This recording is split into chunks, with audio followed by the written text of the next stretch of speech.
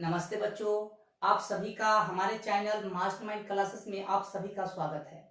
तो आज हम पढ़ेंगे NCERT physics chapter 10 light lecture number 4।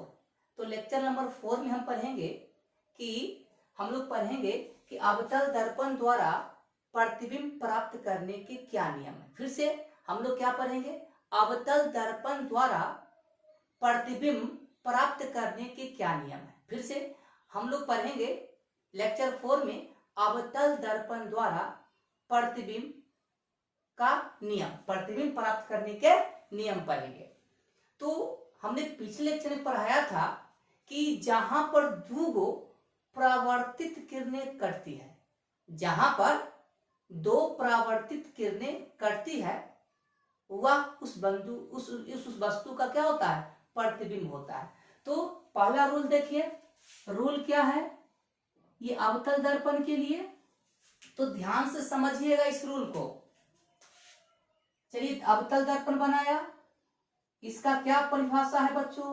जिस दर्पण की परावर्तक सतह धंसी हो अर्थात केंद्र की ओर हो।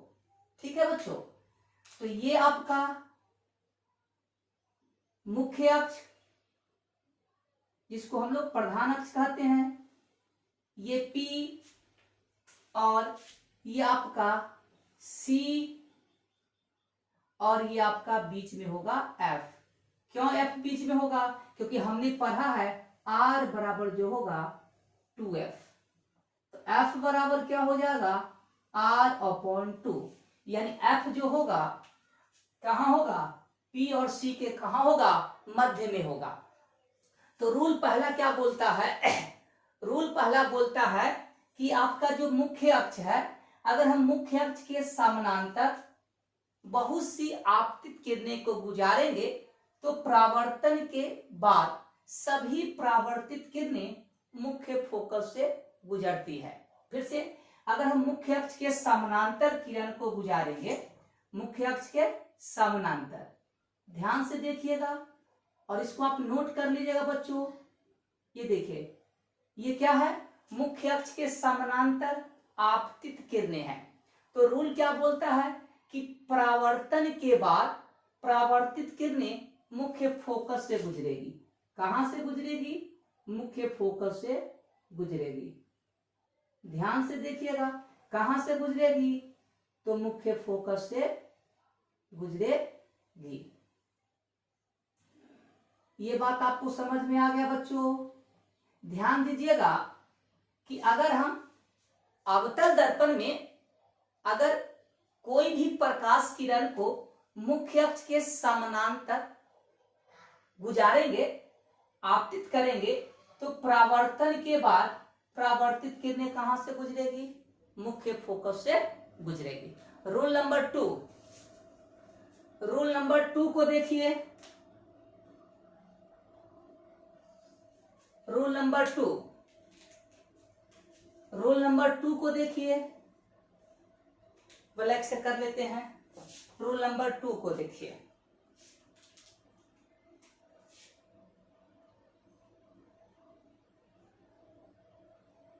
ये आपका अवतल दर्पण, जिस दर्पण की परावर्तक सतह धंसी हो अर्थात केंद्र की ओर, अर्थात केंद्र की ओर हो,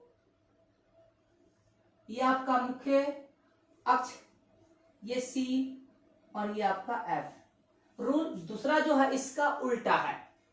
दूसरा रूल क्या बोलता है, फिर हम आपको लिख देंगे। दूसरा रूल क्या बोलता है कि अगर आप मुख्य फोकस से जो भी किरण गुजारिएगा, परावर्तन के बाद मुख्य अक्ष के समानांतर होगा। मान लीजिए कि हम एक किरण को हम मुख्य फोकस से क्या कर रहे हैं? गुजार रहे हैं। किससे गुजार रहे हैं? मुख्य फोकस से। किससे? मुख्य फोकस से। मुख्य फोकस से गुजारा। ये कौन सी किरण है? आपतित किरण। तो कहता है कि मुख्य फोकस से गुजारने वाली आपतित किरणें परावर्तन क्रिया के बाद मुख्य अक्ष के समानांतर निर्गत होती है। किसके निर्गत होती है? अगर हम मुख्य फोकस से बहुत से आपतित किरणें को गुजारेंगे तो परावर्तन के बाद परावर्तित किरणें मुख्य अक्ष के समानांतर निर्गत होगी। ठीक है बच्चों, अब देखिए रूल 3 को देखिए। रूल 3 को देखते हैं। रूल 3 ये रहा आपका अवतल दर्पण, और अवतल दर्पण की परिभाषा आपको याद होनी चाहिए, क्योंकि परिभाषा से ही आपको दर्पण की पहचान होगी। ठीक है बच्चों, तो चलिए ये बनाते हैं। ये रहा P, ये रहा C, और ये रहा आपका बीचों बीच F। रूल दूसरा क्या बोलता है कि अगर हम प्रकाश की किरण को, थोड़ा सा इसको बढ़ा लेते हैं, अगर हम प्रकाश की किरण यानी आपतित किरण को अगर हम C से गुजारेंगे, किससे गुजार रहे हैं बच्चों? C से। तो C से जब गुजारेंगे तो परावर्तन के बाद परावर्तित किरणें उसी दिशा में क्या हो जाएगी? उसी रास्ते से लौट जाएगी। रूल नंबर 3 और रूल नंबर 4। रूल नंबर 4 इसको याद रखिएगा। रूल नंबर 4 फिर से बनाते हैं। रूल नंबर 4 ध्यान से देखिए। ये रहा आपका अवतल दर्पण। जिस दर्पण की परावर्तक सतह धंसी हो अर्थात केंद्र की ओर हो। देन ये आपका P, ये आपका F और ये आपका C। देन रूल नंबर 4 क्या बोलता है कि अगर कोई भी आपतित किरणें दर्पण के धुर पर पड़ती है, दर्पण के धुर पर आपतित होती है, तो आपतित किरण मुख्य अक्ष के साथ जितना कोण बनाएगी उतना ही कोण बना के परावर्तित होगी, उतना ही कोण बना के क्या होगी? ये परावर्तित होगी। ये आपका इक्वल होगा। रूल नंबर 4 अब हम लिख देते हैं। सभी रूल को हम लिख लेते हैं भाषा में, और भाषा को आप याद कर लीजिएगा। रूल नंबर 1 का हम भाषा लिखते हैं। कहेंगे अवतल दर्पण में मुख्य अक्ष के समानांतर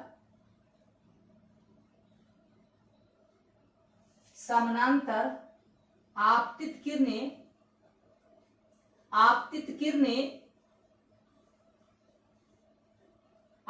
किरण या किरणें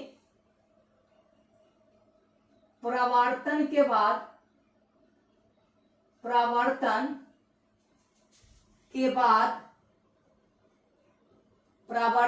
बाद मुख्य अक्ष के समानांतर निर्गत होती है, मतलब निकलती है, निर्गत होती है। देन 2, ठीक है बच्चों, इसको नोट कर लीजिए। 2 का रूल, अवतल दर्पण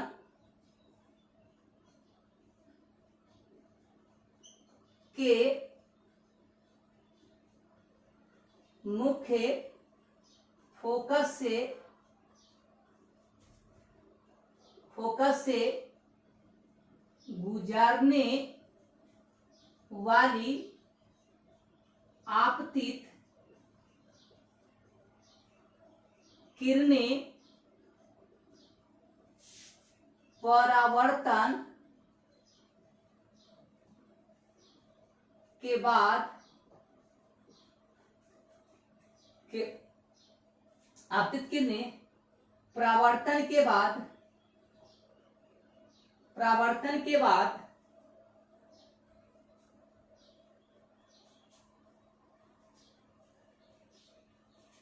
परावर्तन, इसमें गलती हो गया, परावर्तन के बाद मुख्य फोकस, यहां क्या होगा? मुख्य फोकस, मुख्य फोकस, मुख्य फोकस, फिर से अवतल दर्पण के मुख्य अक्ष के समानांतर आपतित किरणें परावर्तन के बाद मुख्य फोकस से परावर्तित होती है, मुख्य फोकस से गुजरती है, मुख्य फोकस से गुजरती है। ठीक है बच्चों। रूल नंबर 2, अवतल दर्पण के मुख्य फोकस से गुजरने वाली आपतित किरणें परावर्तन के बाद परावर्तित किरणें मुख्य अक्ष के समानांतर निर्गत होती है या निकलती है, होती है। ये रूल नंबर 2 का लिखाया। रूल नंबर 3, रूल नंबर 3 को हम लिखाएंगे।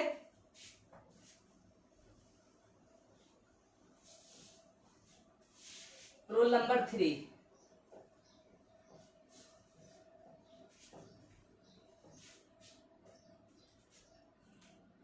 रूल नंबर 3,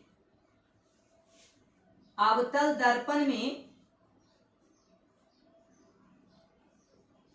दर्पण में वक्रता केंद्र से गुजरने वाली आपतित किरणें परावर्तन के बाद परावर्तित किरणें उसी पथ से, मतलब रास्ते से वापस लौट जाती है। ये भाषा है, आप भी लिख सकते हैं। देन 4, इसको भी नोट डाउन कर लीजिए।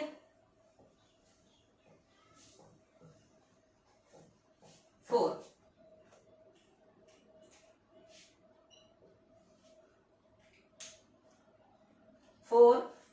लिखेंगे, अवतल दर्पण में दर्पण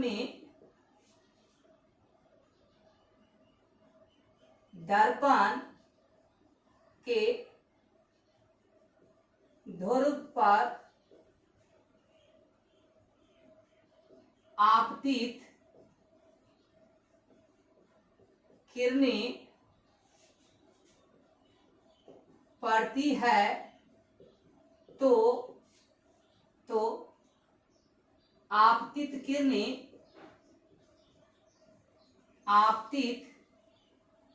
किरणें मुख्य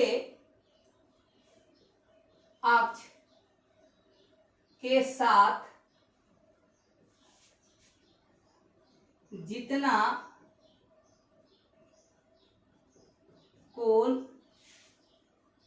बनाती है, परावर्तन के बाद परावर्तित किरणें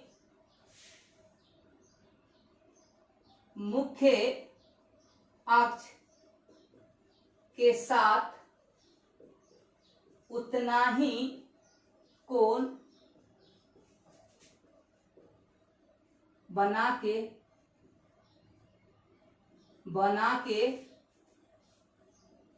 निर्गत होती है।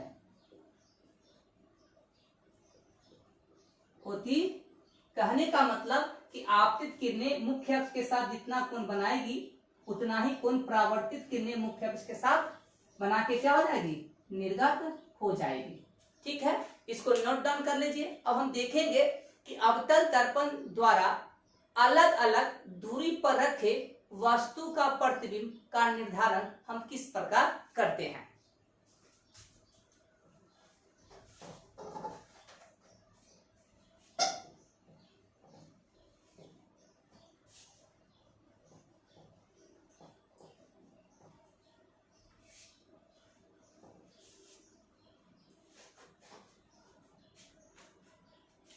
चलिए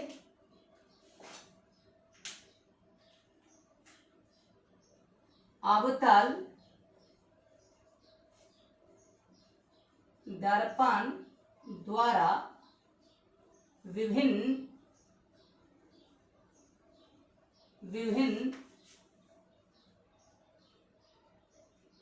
दूरी पर रखे वस्तु का प्रतिबिंब का निर्धारण रंग।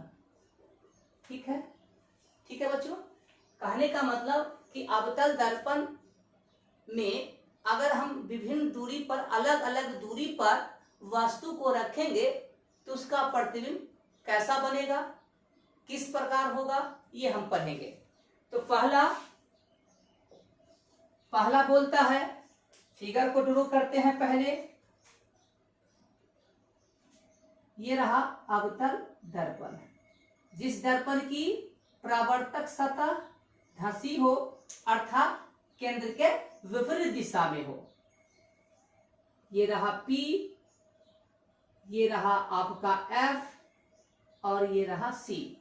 ठीक है, पहला रूल बोलता है, ध्यान से देखिए, पहले फिगर को ड्रॉ कर लेते हैं ऐसा। अब जानते हैं कि मुख्य अक्ष के समानांतर गुजरने वाली आपतित किरणें परावर्तन क्रिया के बाद परावर्तित किरणें कहां से गुजरती है, मुख्य फोकस से। एक नीचे से गुजार देते हैं मुख्य अक्ष के समानांतर, तो ये भी परावर्तित किरणें कहां से गुजरेगी, तो हम कहेंगे मुख्य फोकस से। ठीक है बच्चों, ये रहा आपतित, ये रहा परावर्तित। तो ऐसा देखा गया बच्चों कि जब आप अवतल दर्पण में अगर वस्तु को अनंत पर रखते हैं, ऐसा देखा गया कि ये सब लैब में होता है कि अवतल दर्पण में अगर वस्तु को अनंत पर रखते हैं तो उसका जो प्रतिबिंब बनता है मुख्य फोकस पर बनता है। ठीक है बच्चों, वस्तु को कहाँ रखा गया है, अनंत पर। कहाँ रखा गया है, अनंत पर। कहाँ रखा गया है, अनंत पर। तो जब वस्तु अनंत पर होती है तो उससे जो भी प्रकाश की किरणें निकलती है वह क्या होता है, आपस में समानांतर होता है, अर्थात मुख्य अक्ष के समानांतर होता है। ठीक है, तो ऐसा देखा गया कि अगर वस्तु अनंत पर होगा तो अवतल दर्पण में उसका प्रतिबिंब मुख्य फोकस पर बनेगा। ठीक है बच्चों, मुख्य फोकस पर बनेगा। कैसा बनेगा, वास्तविक, उल्टा और वस्तु से अत्यंत छोटा। अत्यंत छोटा का मतलब अगर हमारा वजन 50 किलो है तो एक राई का दाना का वजन क्या होगा, तो हमारे अपेक्षा उसका वजन क्या होगा, अत्यंत कम होगा। तो फिर से लिख देते हैं, पहला केस अवतल दर्पण के लिए है, जब वस्तु अनंत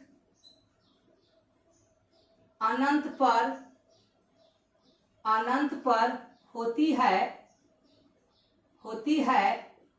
तो उसका प्रतिबिंब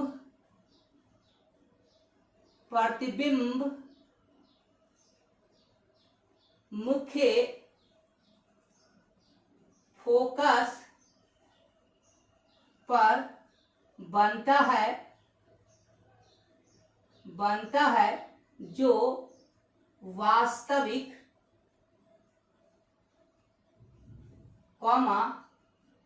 उल्टा तथा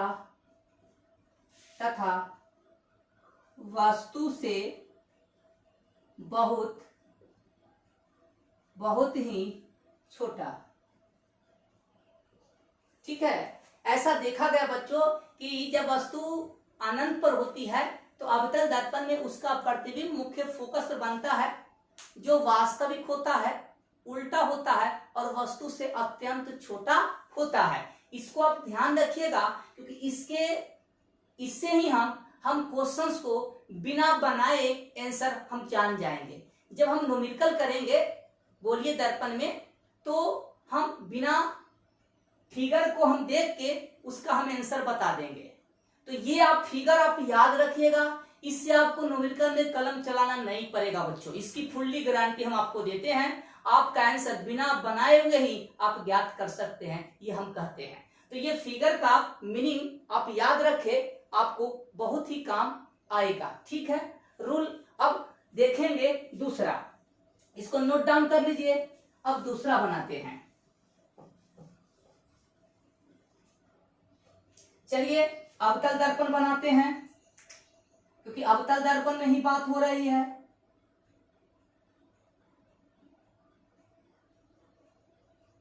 ठीक है, चलिए बनाते हैं। ध्यान से इसको याद रखना है, इससे आपको न्यूमेरिकल में बिना कलम चलाए ही आपका आंसर हो जाएगा। देखिए पहला केस में फिर से हम आपको बताते हैं कि पहला केस में वस्तु कहां था, अनंत पर था। अब देखिए वस्तु को हम घसकाएंगे, अभी क्या था, अनंत पर था। अब वस्तु को हम दिखाएंगे जब वस्तु अनंत और सी के बीच में कहीं रखेंगे। देखिए अब देखिए वस्तु को आप यहां रखिए, यहां रखिए, यहां रखिए, यहां रखिए, कहीं भी रखिए, ये वस्तु है अनंत और सी के बीच में। तो कहीं भी अनंत और सी के बीच में कहीं भी वस्तु रखिएगा, उसका प्रतिबिंब सी और एफ के बीच में बनेगा। यहां बने, यहां बने, यहां, लेकिन सी और एफ के ही बीच में बनेंगे। ठीक है, तो इसको हम नोट डाउन करते हैं, लिखते हैं। पहले हम फिगर बना लेते हैं। तो वस्तु को हम लोग रखते हैं कहां, वस्तु को रखते हैं सी और एफ के, सॉरी अनंत और सी के बीच में। देखिए इसका फिगर बनाते हैं। तो पहला किरण आप मुख्य अक्ष के समानांतर गुजारिएगा, और आपको पता है कि मुख्य अक्ष के समानांतर जब हम किरण को गुजारते हैं तो परावर्तन के बाद परावर्तित किरणें मुख्य फोकस से क्या होती है, निर्गत होती है, परावर्तित होती है। अब आप सी से भी गुजार सकते हैं। तो दूसरा हमने बताया था आपको कि प्रतिबिंब प्राप्त करने के लिए कम से कम 2 गो आपतित किरण लेना होगा, और जहां पर 2 गो परावर्तित किरण कटेगा वह उस वस्तु का क्या होता है, प्रतिबिंब। तो ये आपका परावर्तित किरणें, और हम जानते हैं कि सी से गुजारेंगे आपतित किरण को, तो परावर्तन के बाद आपतित किरण उसी रास्ते से क्या हो जाएगी, निर्गत हो जाएगी, लौट हो जाएगी। तो आप सी से गुजार दीजिए। तो सी से जब गुजारिएगा तो ध्यान से देखिएगा, ये आपका आपतित और ये आपका परावर्तित। तो देखिए ये परावर्तित किरणें और ये आपका परावर्तित किरणें कहाँ कटा, तो देन ये जो होगा इस वस्तु के ऊपरी भाग का प्रतिबिंब होगा। किसका होगा, ऊपरी भाग का प्रतिबिंब होगा। किसका होगा, ऊपरी भाग का प्रतिबिंब होगा। ठीक है, अब देखिए अब इसके नीचे का, तो ये भी जान लीजिए कि अगर कोई भी किरण मुख्य अक्ष के संपाती गुजरता है तो फिर उसी रास्ते से परावर्तित हो जाती है। तो ये तीसरी किरण हम खींचते हैं, ये गया और ये रिटर्न हो गया। तो अब इसका पैर का जो, इसका नीचे का जो भाग होगा कहाँ बनेगा, यहाँ पर बनेगा। तो देन इसका प्रतिबिंब आप देख रहे हैं, अगर ये वस्तु ए है, ये वस्तु बी है, तो ये ए डैश और ये बी डैश। तो आप देख सकते हैं कि जब वस्तु अनंत और सी के बीच में होता है तो उसका प्रतिबिंब कहाँ बनता है, सी और एफ के बीच में बना। कैसा दिख रहा है, उल्टा दिखता है। वस्तु से बड़ा कि छोटा, छोटा, तो लिख देते हैं। देन 2, जब वस्तु अनंत और सी मतलब वक्रता केंद्र, जब वस्तु अनंत और वक्रता केंद्र के बीच कहीं भी होगा, के बीच, जब वस्तु अनंत और वक्रता केंद्र के बीच में होता होता है तो उसका प्रतिबिंब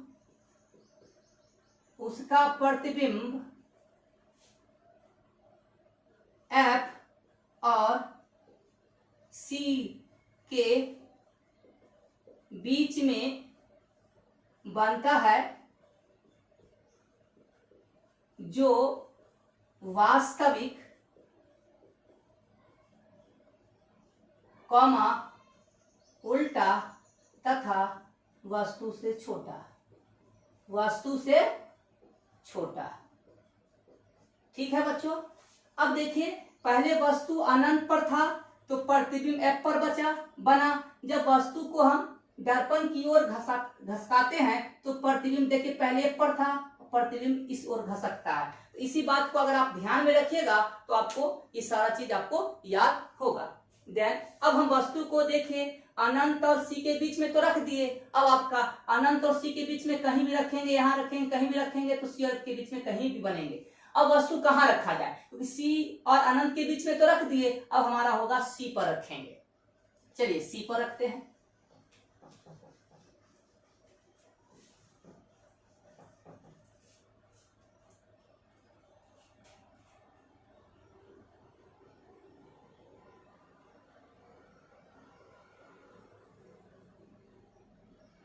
ये रहा P, ये रहा आपका F और ये रहा आपका C। अब हम वस्तु को कहाँ रखते हैं, तो C पर रखते हैं। कहाँ रखेंगे, C पर। कहाँ रखा, C पर। एक किरण आपको मुख्य अक्ष के समानांतर गुजार दीजिए। किससे गुजारेंगे, तो मुख्य अक्ष के समानांतर गुजारेंगे। तो परावर्तन के बाद परावर्तित किरणें मुख्य फोकस से निर्गत होती है। किससे होती है, मुख्य फोकस से निर्गत होती है। अब देखिए, दूसरा हम मुख्य फोकस से गुजारते हैं। कहां से, मुख्य फोकस से। ठीक है बच्चों। अब आपको पता है कि अगर हम मुख्य फोकस से किरण को गुजारेंगे तो परावर्तन के बाद परावर्तित किरणें मुख्य अक्ष के समानांतर निर्गत होती है। कहां से निर्गत होती है, तो कहेंगे कि मुख्य अक्ष के समानांतर निर्गत होती है। तो देखिए, ये रहा आपतित किरण, ये आपका नहीं कटा, ये तो परावर्तित किरण है, ये आपतित किरण है। तो देखिए, ये परावर्तित किरणें कहाँ कटा, तो हम कहेंगे कि C और F के बीच में कटा। ठीक है। तो देखिए ध्यान से, अब प्रतिबिंब आप देखिएगा तो लगेगा कि उसी साइज का है। क्या है, उसी साइज का है। और कहां बना, C पर ही बना। इसको फिर नोट कर लेते हैं। तीसरा, जब वस्तु वक्रता केंद्र पर होती है तो उसका प्रतिबिंब वक्रता केंद्र मतलब C, वक्रता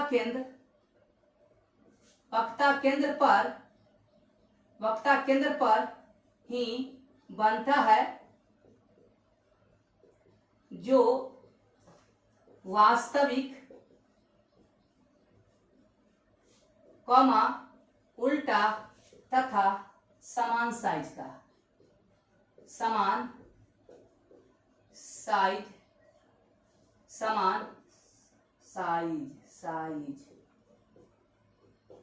ठीक है। तो ध्यान से देखिए, अब कहां रखें वस्तु को, तो अब तो C पर रख दिए। कहां रख दिए, C पर तो रख दिए। अब आपको C और F के बीच में कहीं भी रखिएगा तो देखिए उसका प्रतिबिंब कैसा बनेगा, ये हमारा डायग्राम बताएगा।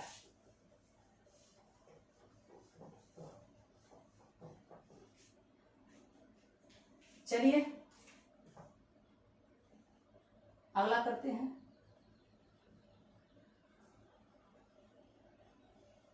ये रहा P, ये आपका F और ये आपका C। वस्तु को कहां रखा, C F के बीच में कहीं भी रखिएगा। तो पहला आपको मुख्य अक्ष के समानांतर गुजारिए। कहां से गुजरेगा, तो कहिएगा कि मुख्य फोकस से गुजरेगा। और बना दीजिए। अब दूसरा आप F से ही गुजार दीजिए। तो F से गुजारिएगा तो आपको पता है कि परावर्तन के बाद परावर्तित किरणें जो होगी मुख्य अक्ष के समानांतर निर्गत होती है। अब इसको आप आगे की ओर बढ़ाइएगा इस किरण को, ठीक है, और इसको भी आप बढ़ाइएगा तो ध्यान से देखिएगा कि ये जो परावर्तित किरणें हैं कहां पर कटा, तो इसका ये प्रतिबिंब होगा।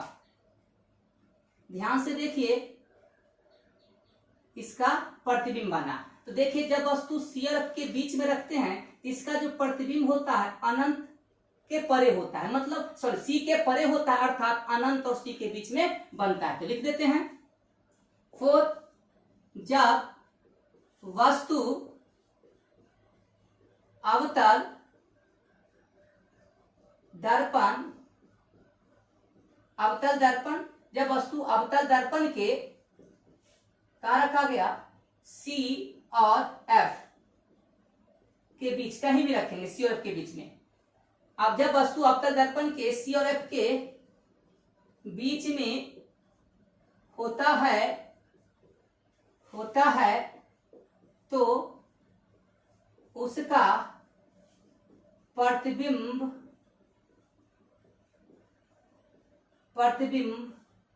सी और अनंत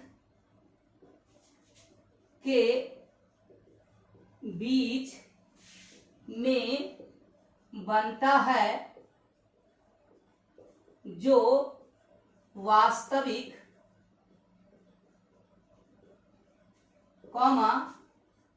उल्टा तथा वस्तु से बड़ा, ठीक है।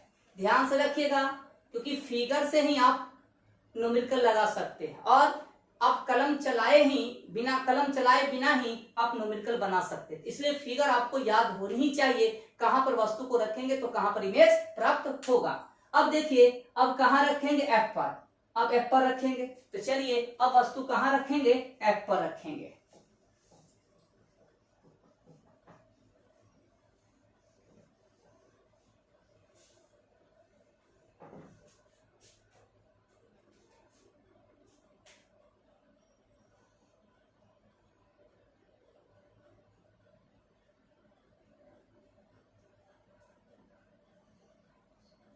पी,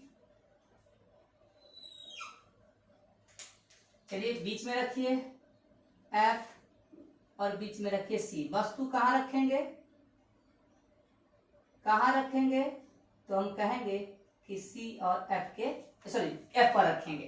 तो पहला मुख्य अक्ष के समानांतर गुजारिएगा, तो कहां से गुजरेगा, आपको पता है कि एफ से गुजरेगा। कहां से गुजरेगा, एफ से गुजरेगा, ठीक है बच्चों। कहां से गुजरेगा, एफ से गुजरेगा। अब दूसरा कहां से गुजारते हैं, तो आप सी से ही गुजार दीजिए।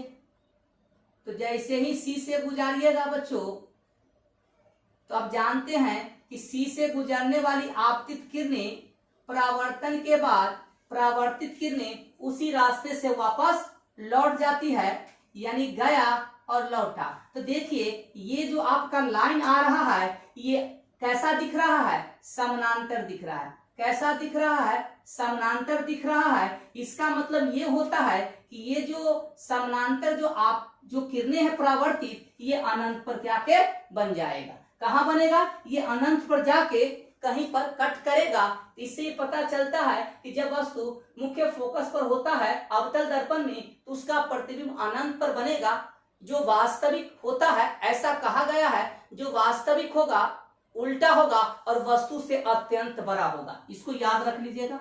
5, जब अवतल दर्पण में वस्तु एफ पर होता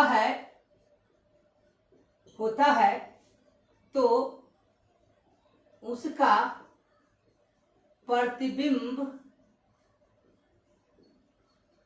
प्रतिबिंब अनंत पर बनता है, जो वास्तविक कॉमा उल्टा तथा वस्तु से अत्यंत बड़ा। ठीक है, अब एफ पर रख दिया, अब कहाँ रखना होगा, पी और एफ के बीच में। लास्ट इसका होगा, फिगर को फिर से बोलते हैं, फिगर को आप याद रखिए, वस्तु कहाँ रखेंगे, कहाँ प्रतिबिंब बनेगा, ये आपको याद होना ही चाहिए, ताकि आपको न्यूमेरिकल बनाते समय आपको कलम चलाने की आवश्यकता नहीं पड़ेगी। चलिए लास्ट देखते हैं।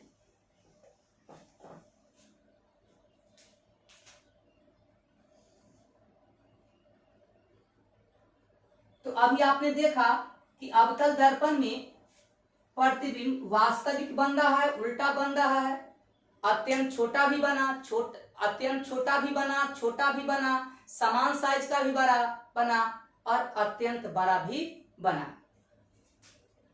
चलिए, ये आपका F, ये आपका C। अब वस्तु को कहाँ रखा, कहाँ रखा, तो हम कहेंगे ध्रुव और F के बीच में। तो ये आप कहां से निकलेगा, ये तो आपको पता है कि F से ये निकलेगा। ठीक है बच्चों, अब हम C से गुजार देते हैं। कहां से गुजारते हैं, C से। तो जैसे ही C से गुजारेंगे तो क्या होगा, ये परावर्तित उसी दिशा में होगा। तो ये जब इसको हम ऐसा देखा गया कि जब इसको हम आगे की ओर बढ़ाते हैं, जैसे ही इसको अपने सीध में बढ़ाते हैं, ये हम पता करते हैं कि आखिर ये दोनों किरणें कहां से निकल रही है। ये जब हम पता करते हैं तो हम पाते क्या हैं, ध्यान से देखिएगा,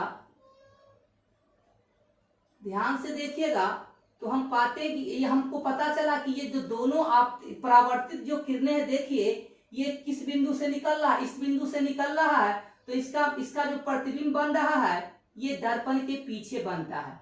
कहां बनता है, दर्पण के पीछे बनता है, A B, A dash B dash. तो यहां पर क्या बन रहा है, सीधा। क्या बन रहा है, सीधा बन रहा है, यानी काल्पनिक का मतलब होता है सीधा। तो इसको लिख लेते हैं 6। जब वस्तु अवतल दर्पण में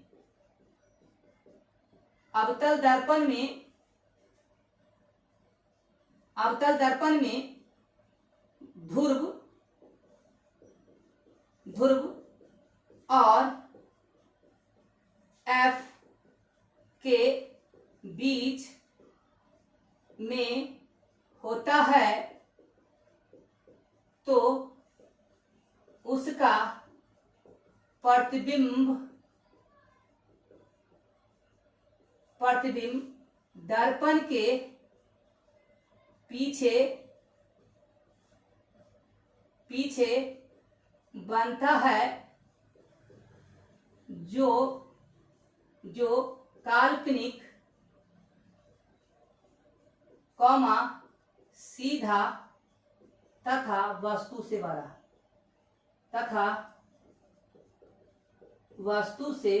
बड़ा। ठीक है बच्चों, यानी ऐसा देखा गया कि जब हम पता करेंगे कि ये परावर्तित किरणें कहां से निकल रही है, तो पता चला कि दोनों परावर्तित किरणें ए डैश से निकल रही है। मतलब ए का प्रतिबिंब कहां बना, ए डैश पर बना, और बी का प्रतिबिंब कहां बना, बी डैश पर बना। तो देखिए आपने क्या देखा कि अवतल दर्पण में दोनों प्रकार के प्रतिबिंब बनते हैं, काल्पनिक, वास्तविक, सीधा और उल्टा। ठीक है, अब हम देखेंगे उत्तल दर्पण में।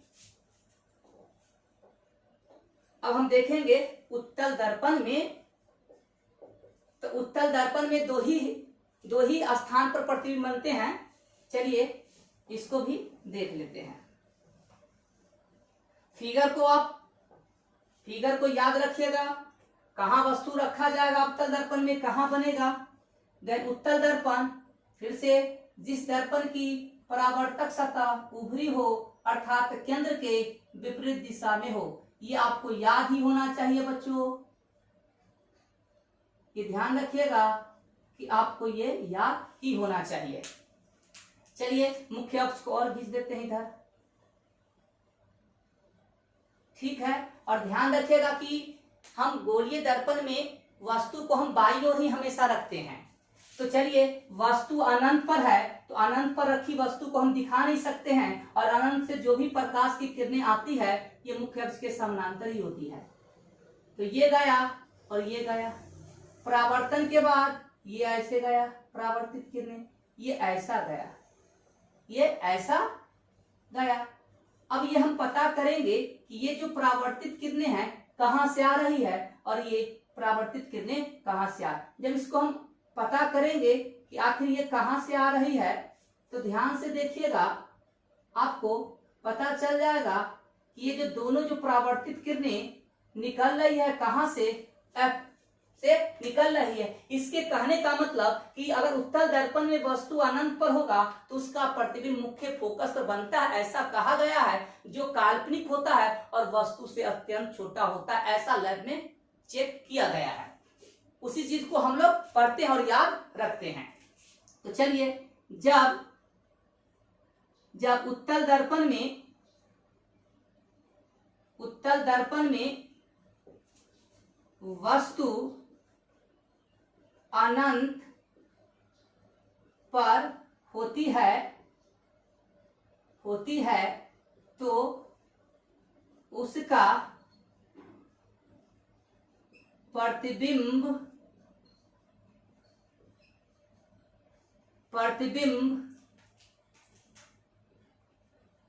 मुख्य फोकस पर बनता है, जो काल्पनिक सीधा तथा वस्तु से अत्यंत छोटा। ठीक है, एक लास्ट और है। अब वस्तु को अनंत और ध्रुव के बीच में रखेंगे। कहाँ रखेंगे? अब वस्तु को अनंत और ध्रुव के बीच में रखेंगे।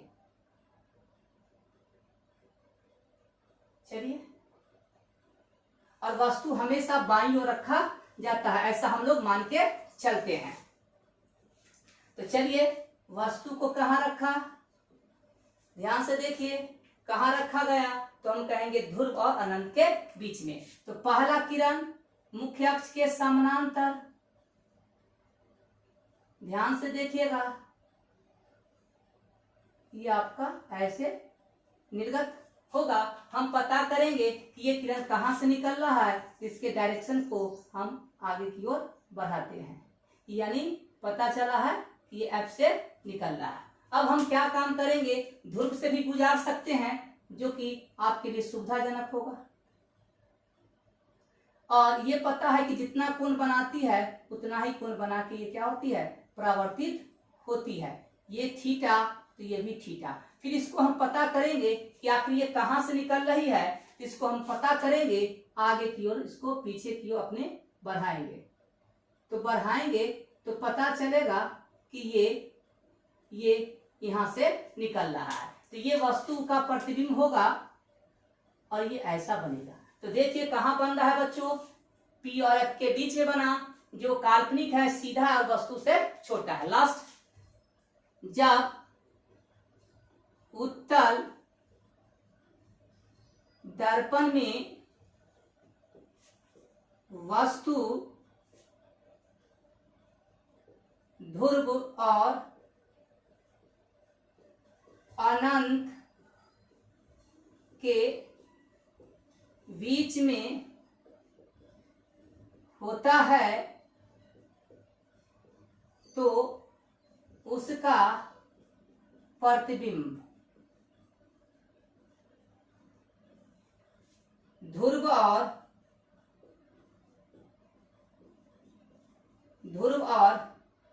एफ के बीच में बनता है, जो काल्पनिक कॉमा सीधा तथा वस्तु से छोटा। अब देखिए उत्तल दर्पण में क्या हुआ कि हमेशा प्रतिबिंब काल्पनिक बनता है, सीधा बनता है। दो ही केस में, उसमें भी देखा काल्पनिक बना और सीधा बना, छोटा अत्यंत छोटा बना और छोटा बना। यानी आपको याद रखना है कि उत्तल दर्पण में प्रतिबिंब हमेशा वस्तु से छोटा होता है, काल्पनिक होता है और सीधा होता है। ठीक है, अब हम देखेंगे अवतल दर्पण का उपयोग हम कहां कहां करते हैं। ठीक है, तो हम आपको बोल देते हैं, आप इसको नोट कर लीजिएगा। अवतल दर्पण का उपयोग हजामती दर्पण के रूप में, सेविंग दर्पण के रूप में होता है। दूसरा, गाड़ी का जो अग्रदीप होता है, जो हम लोग रात में जब गाड़ी चलाते हैं तो लाइट बारते हैं, तो यह अग्रदीप में होता है। तो पहला हजामती दर्पण के रूप में, दूसरा गाड़ी के अग्रदीप में, रोगियों के कान, नाक इत्यादि देखने में डॉक्टर अवतल दर्पण का उपयोग करता है।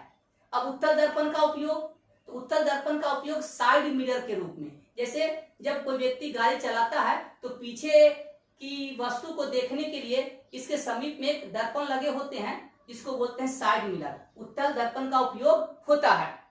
तो ये सब आपको याद रखना है। हम यहीं पर लास्ट करते हैं, फिर अगले लेक्चर आपको कल मिलेंगे। फिर से हम आपसे अनुरोध करते हैं कि आप हमारे वीडियो को अंतिम तक देखें। अगर आपको हमारा वीडियो अच्छा लगता है तो हमारे चैनल को सब्सक्राइब कीजिए, लाइक कीजिए, बेल आइकन को दबाइए। धन्यवाद।